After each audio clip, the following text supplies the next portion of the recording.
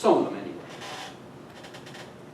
Another thing, so I want to say, corruption is like it's looking for you, it's coming for you, and just saying I'm not greedy. That's no antidote to corruption. That's no guarantee that corruption won't get you.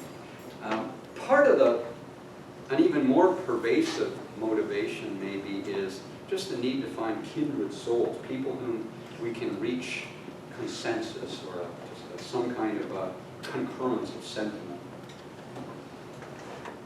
Adam Smith wrote about this as a good thing. I completely agree with him that our nature as political animals is a potentially glorious thing actually, but it has a downside, a psychological downside that we didn't probably know.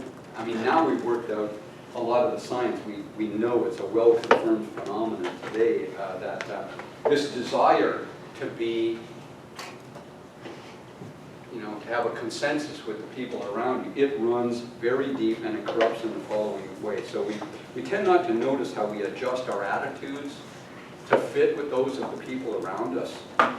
And adjusting subconsciously, it makes us more vulnerable to social pressure. In the academy, it's the exact opposite of what we're supposed to be, right? If we notice ourselves going along to get along, then we can resist at least. But if we don't even notice ourselves adjusting as needed in order to be agreeable company, then we won't be able to master this threat to our autonomy. So we would do almost anything to avoid being outcasts. And anybody who ends up in the academy is probably already sort of overly sensitive to all those incidents on the playground when we were kids, right? So that's why we're in this antisocial kind of profession that we're in. So we grasp at reasons to agree, however flimsy, so as to make the depth of our capitulation in a way, to make it less humiliating. And that's how social pressures warp minds. And to Adam Smith, wanting to be validated by the people around us, that actually drives our maturation through a certain stage, right? Right? You become a fully human, a fully social being by learning to see other people as mirrors you can look at. And you can say, well, you may not like me, but you should. You may not think I did you a favor, but I did. I actually got a note from a student long ago today. He said, I'm graduating with my law degree now. I'm in North Carolina. He said, I just wanted to thank you for being so tough on me. And I remembered him, and I said, I always felt bad about, I really was hard on you. I remember that very well. It's like you and one other person, I was just really, really rough with both of you, and it was because you were worth it. That's a lot of extra work for me to be hard on people, but yeah, you guys are worth it. Now, but at some point, that urge to be validated, right? It's like, well, I'm going to be really easy because I want you to like me. Or I'm going to be really tough because I have this absurd idea that later on you will like me. That's a potential problem as well. So we end up being, I've got a story I want to tell you, but the gist of the story, the theme of the story is a corrupt person needs to be unaware. A corrupt person needs to not be able to see that mirror. Needs to be less reflective, because an accurate self-perception becomes unaffordable when you're corrupt. So you have to develop an ability to kid yourself. Like when you look inward, there isn't enough there that's worth looking at. So I think actually cowardice under pressure, being subject to the peer pressure, we all are. It's human, but being subject to that peer pressure and cowardice under pressure, that's at least as corrupting as raw greed, and probably more deeply shattering. Right? If you lay down for the last time at the end of your life and you say, what was I so greedy for? Like the money? Like, what was I thinking? But if you think, yeah, when I had the chance to stand up for what I believed in, I said that thing instead. That's the thing that makes you say, I'm sure glad I'm dying. Right? So even more shattering. Okay, National Public Radio. So I once heard this interview, and I've tried to look it up, but it was before they had streaming and archiving, so I never was able to find it. Maybe it's out there somewhere, but I never could find it. Okay, there's a guest who was a headhunter. I mean, like for organizations, was like finding job applicants. Had developed this instrument for screening candidates, this multiple choice type test or a true and false test. And one of the guest survey questions was, if I had an opportunity to steal $20,000 from my company and was absolutely certain that I could not possibly be caught, I would take the money. I would steal the money, true or false. Okay, so the interviewer says, I'm looking at this question. I don't get it. What's the point? Right, so like nobody says they would steal the money, so why would you even bother asking? And the headhunter guy says, oh, well, actually, on the contrary, about 20% said they would steal the money. And she says, you're kidding, really? So what happens then? Oh, well, we exclude them, right? They're disqualified. And she says, you're not making sense. This is totally baffling. Like, why would anybody say on a job application that they would steal the money? And he said, look, I don't know. I just got a survey. I'm just hired to find candidates who won't steal $20,000. And I think if they say they won't, at least they're within the realm of people who might not. So that's all I do. That's my job. But he says, you want a theory? I've got a theory. And she says, bring it on. And he says, here's my theory. It's this, that you've got people, and you say, would you steal $20,000? What do you know? They know that they're being asked whether they're honest. They know that. And then they say, what would it be like to be honest? And the honest ones say, I wouldn't steal the money. And some of the ones who have some sense of what honesty is say, I wouldn't steal the money. But then there's this other group, maybe at least 20%. And the 20% say, what would honesty even be like? I don't know what that would even be like. So, but here's my guess. My guess is everybody would steal the money, just like me. And so an honest person is a person who admits it, that he would steal the money. So the way for me to show that I'm relatively honest is to admit that I would steal the money. This is what he said, as I remember it anyway. And you can kind of see the logic of that. What interests me is I see the guests' theory about why they said they would steal the money. That's an implicit theory of corruption's ultimate price. As corrupt behavior warps perception, self-perception, makes you even want to avoid self-perception, you reach a point where you are so far from being honest that you don't even remember what being honest would be like. When you can't remember what honesty is even like, you can't remember how to fake it anymore either. So I think you're falling apart. So I think internal transparency and that possibility of self-awareness, self-evaluation, surviving self-evaluation that goes with it, that's not just something you decide. That's an achievement. Aristotle was right about that. You have to practice that. It doesn't just happen because you say, let it happen.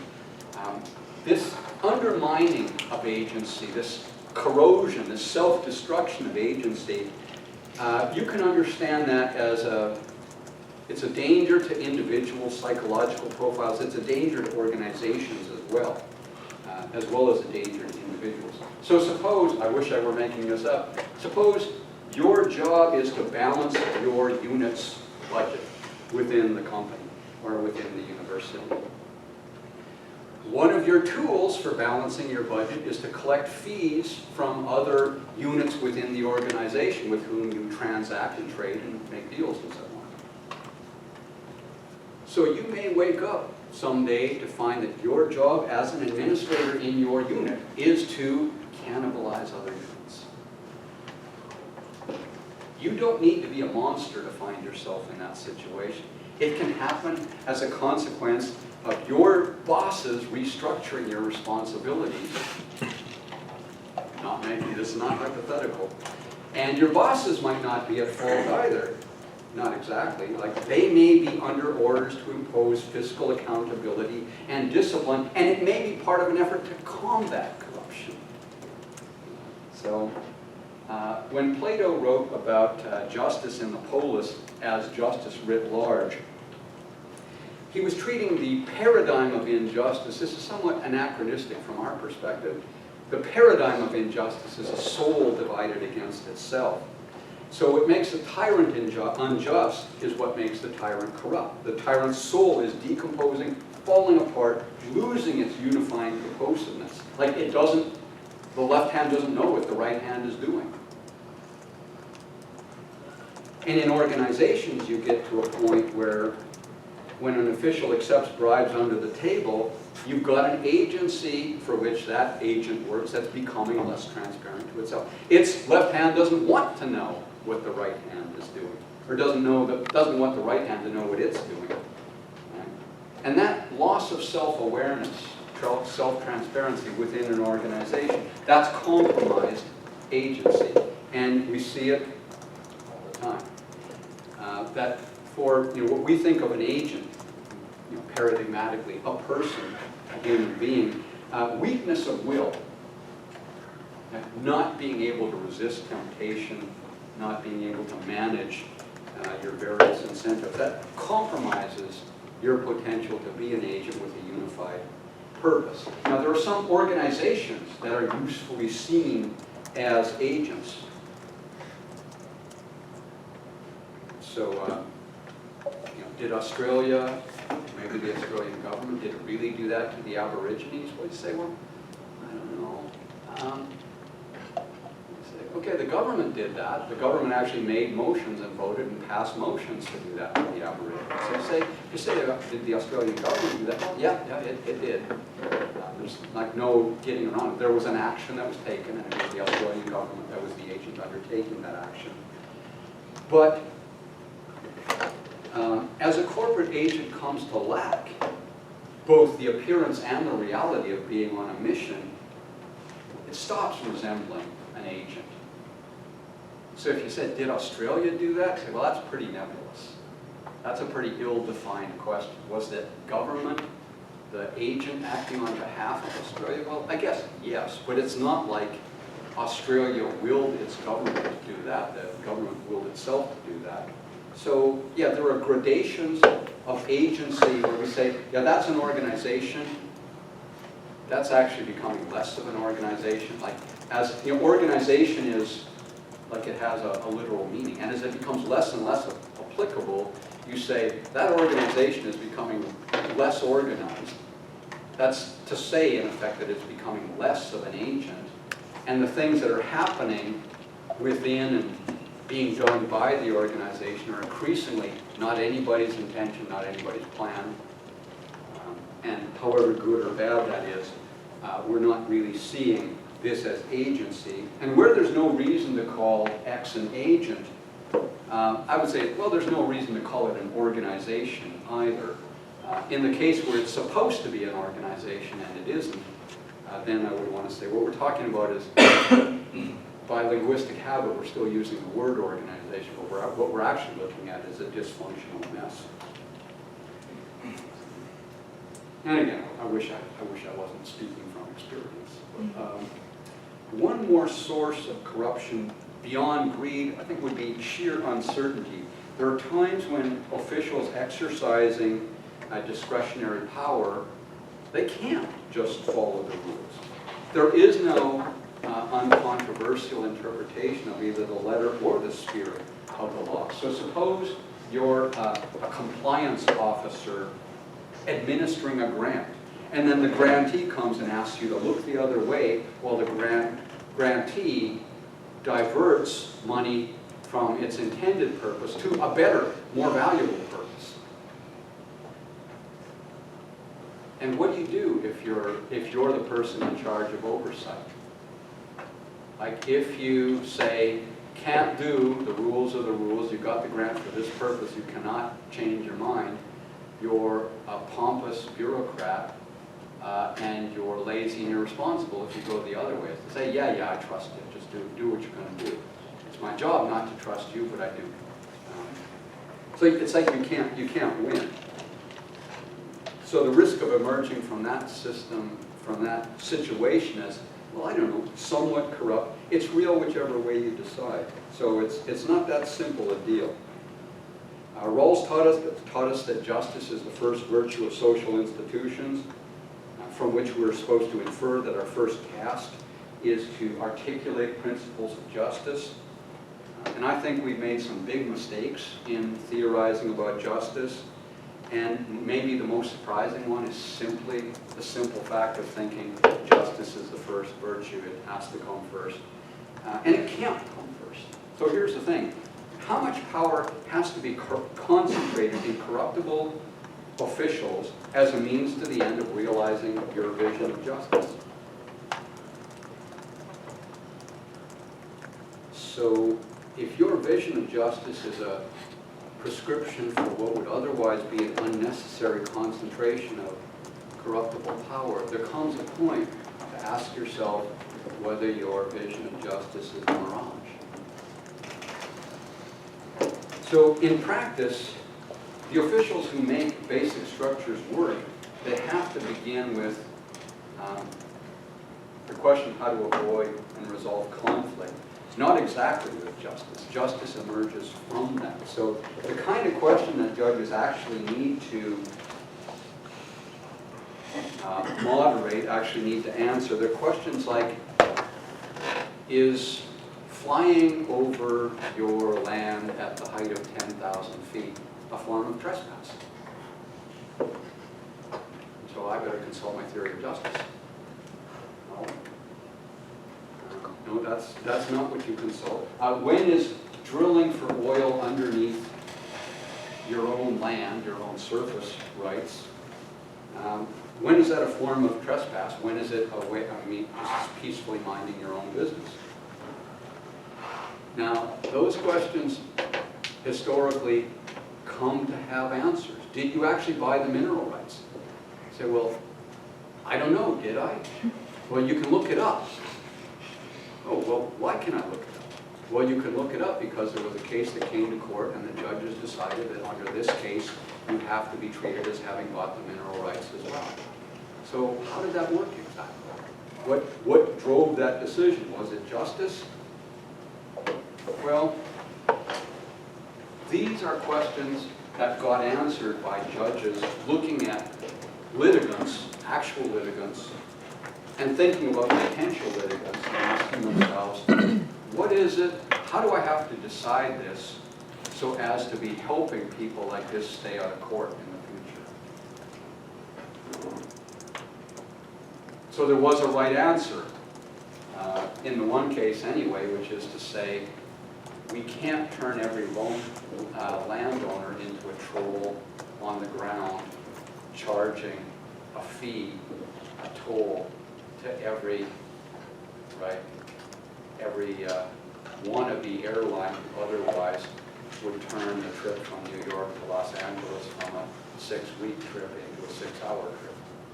You can't do that. And once a judge decides that no, you can't put a no trespassing sign at 10,000 feet, then that becomes what people have reason to expect from each other. When it becomes what people have reason to expect from each other, they're justified in expecting that from each other, they're warranted in expecting that, and it enables them to pursue destinations of their own choosing more or less in peace. Then you say, well, warranted mutual expectations have something to do with justice. And this has become a warranted mutual expectation. So I think that's the origin of at least some parts of real justice, wherever we find it in the world as it is. So if we settle for conflict resolution, for having a forum for airing grievances as they arise, we remain vulnerable to corruption. That's still a risk. But there's less scope for corruptible discretion. Instead of judges having a right or a duty to pursue their vision of justice, they have a license to figure out what litigants can live with. Judges, they're constrained by a need to converge on a result that leaves litigants feeling like they had a say, like they weren't treated as second-class citizens. They weren't treated as citizens who had a duty to defer to people whose destinations were more important. Right? But above all, that they were given terms of peace and membership in their community that leaves them free to get on with their lives, not in a position of subservience. So finally, last thing is theorizing about justice that sets aside whether alleged requirements of justice can be met without wholesale corruption. Sets aside that question. That's not just a theory of justice that's in some need for downstream adjustment prior to or in the process of practical application. I think that sort of theory sets aside what matters, what really matters in a non-theory laden sense when it comes to figuring out terms of engagement that enable us to sustain flourishing lives together. Right? Terms of engagement that are apt for people who are not even going to agree on what terms of engagement are. That's not easy, but that's what it's about. That's what it takes to enable us to live flourishing lives together, and to not be focused on that is to not be focused on anything that we have any good reason to regard as justice. Well, that's where I'll stop. Thanks.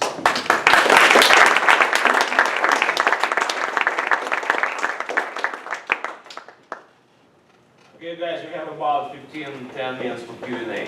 So.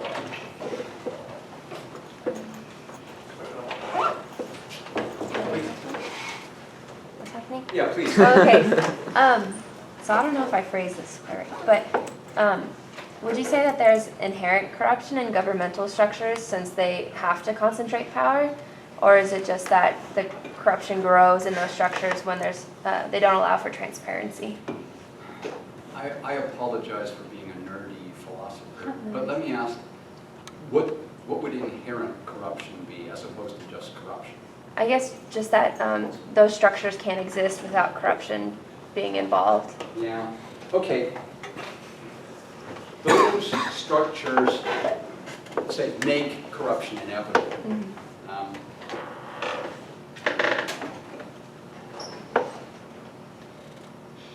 I'm not usually this nerdy. I mean, it's a good question.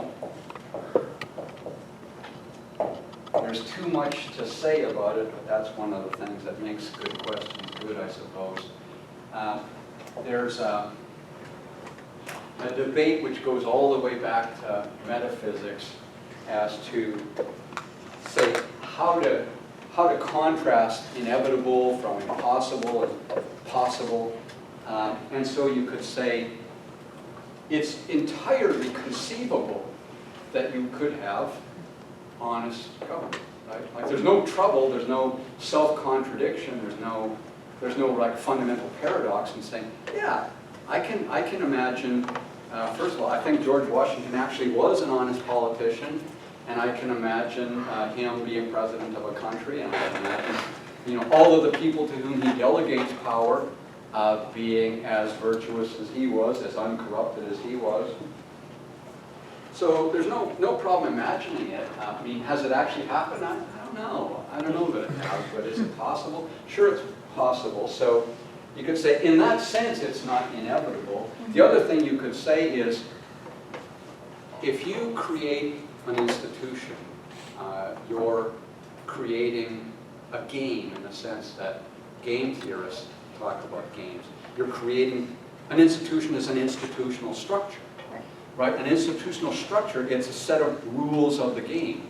Now, to have a set of rules of the game is to have an incentive structure. So, if you have an incentive structure, then what you will be doing is you will be making certain results, sort of law-like, predictable, expectable consequences of having instituted that structure.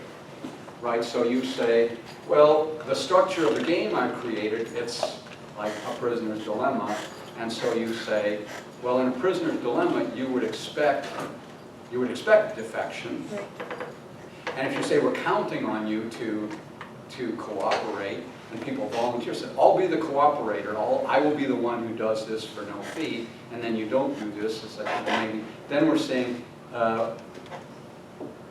nobody could seriously have said, wow, how surprising, right? It's like, no, that is the law-like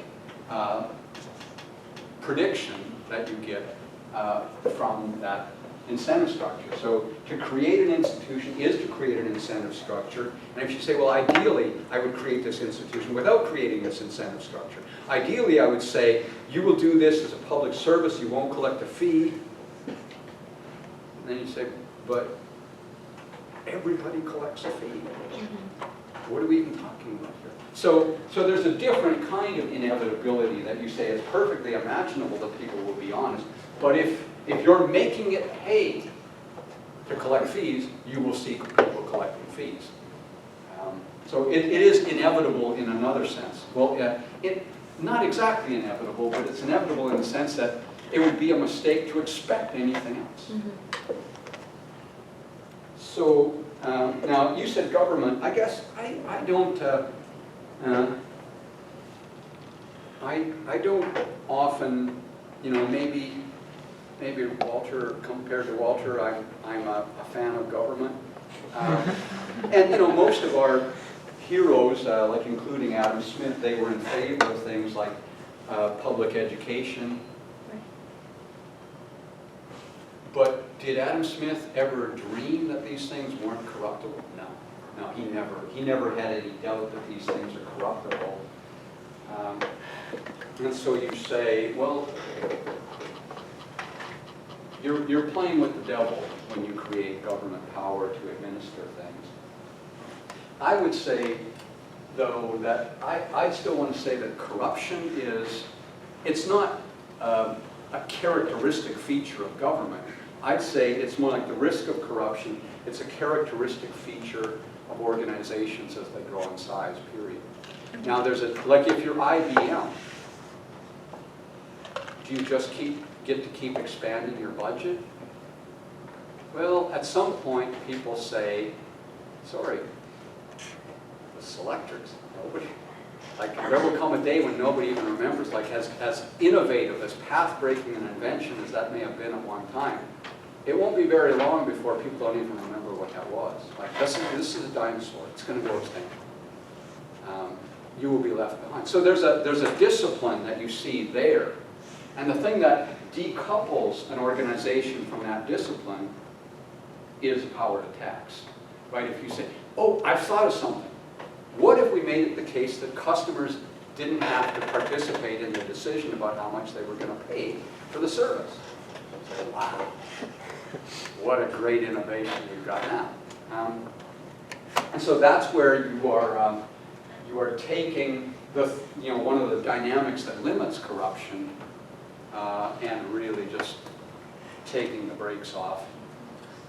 So yeah, that you might say the power to tax is a characteristic of government that really creates a whole new spectrum of vulnerability. But I would not want to say, if it's a private organization, like as long as IBM doesn't take subsidies, it's not corrupt. I wouldn't want to say that. I would say, read Dilbert, right? Dilbert is, Adam Smith had a lot to say about Dilbert, I think. Zurich Mack tipped me off to that. I gave him the citations. But so the idea is, Adam Smith understood how alienating it could be to work in an organization. And then, it's a straight shot from him to Karl Marx in a way, running with that in a particular direction. But actually, the stuff that's really interesting and gripping, it's already there in Adam Smith, where Adam Smith is saying, okay, you got these people pulling a lever for 8 hours a day or 16 hours a day, whatever it was, and they end up being pretty dull. And they contribute to an economy becoming massively more productive. That's great. But the lamentable thing is that it's not that they're in a way greedy or selfish, it's almost the opposite is the problem. The problem is they work overtime and in the process make their customers better off, reduce what their customers have to pay for things, and then they turn around and use their overtime pay, Adam Smith says, to buy baubles, I think his word is, like buy baubles to decorate their wives for cocktail parties. And he said, like, what a waste. Like these people, so you say, Karl Marx said, hey, once we're finished breaking eggs, everybody's going to be an Aristotle or a Goethe, and Adam Smith is saying, we're already there. People already have enough money to take a day off every now and then. And if they took a day off, then they could go to a play. Then they could go to a concert. Then they could read a book. Then they could write a book. They could invent the helicopter. Right? So Adam Smith is saying the sad thing about markets is that they make so much possible. They blow the lid off human possibility, and then people don't really use it. I mean, their lives are better, and they make life better for their customers, but they don't respect themselves as much as they should. That's his lament. And so you say, that has nothing to do with corporations. It's a deep insight into human psychology, I think, to alert us to the challenge of what an achievement it is to be a person who makes money wisely, spends money wisely, and devotes himself. He would have not meant that as a gender-neutral pronoun, I guess, but we mean it that way. Really treats himself with respect. And so that's, when you treat yourself with respect, then you are on your way to being something uncorruptible, more or less. Then you say, look, at the end of the day, when I lay down for the last time, I will be saying, was it good I was here? Are the people around me, maybe the people around me hate me, vilify me, talk about me as if I donated money to Republican candidates, or I don't know if there's anything worse than that, but something really bad. People will vilify me, but the fact is, I wish people knew that I had made a better